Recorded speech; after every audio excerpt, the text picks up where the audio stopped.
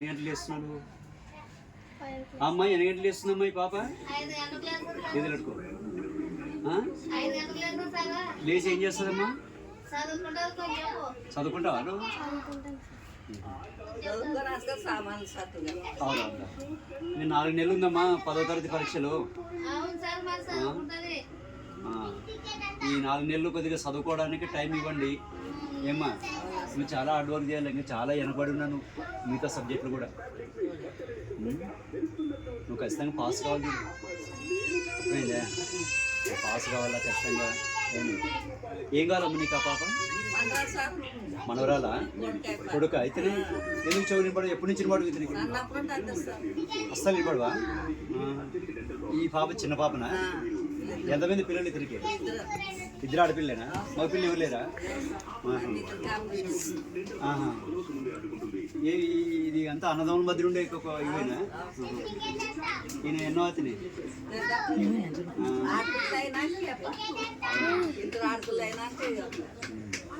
మరి చదువుతావా నువ్వు? అన్ని పాస్ కావాలా? ఇప్పుడు మీ అమ్మ మీ నాయన కష్టపడుతూ, మీ అమ్మ ముఖ్యంగా మీ అమ్మ మొత్తం ఇంత పెద్ద సంసారాన్ని నడుపుతుందంటే ఎంత కష్టపడుతుంటుంది ఆ అమ్మ. మీరు కూడా అదే బతుకు ఉండాలనుకుంటే నువ్వు చదవద్దు, లేదు నా బతుకు మారాలనుకుంటే కొంచెం బాగా చదవాలి. ఏమి తొందర లేచి కొద్దిగా అంటే మీ అమ్మకి ఆసరగా బడి లేనప్పుడు మీ అమ్మకు కూడా కొంచెం ఏమన్నా అట్లా చేయని పెంచుకుంటే చూసుకో పోయిరా.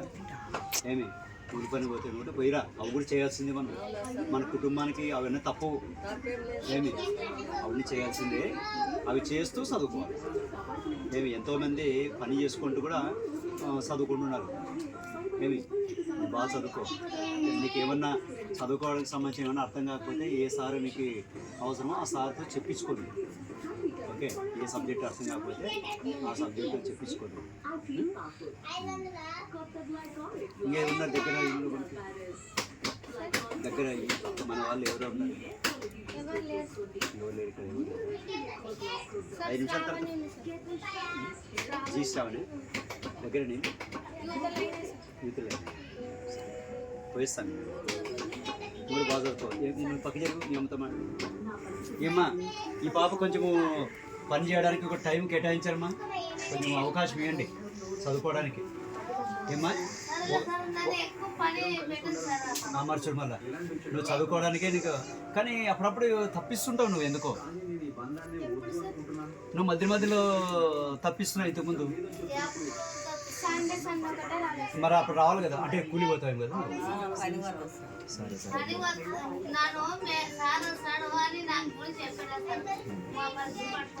అవునవునులేమ్మా, సర్లేమ్మా. కానీ ఇప్పుడు మీ ఇంటి పరిస్థితి చూస్తే నాకు అర్థమవుతుంది.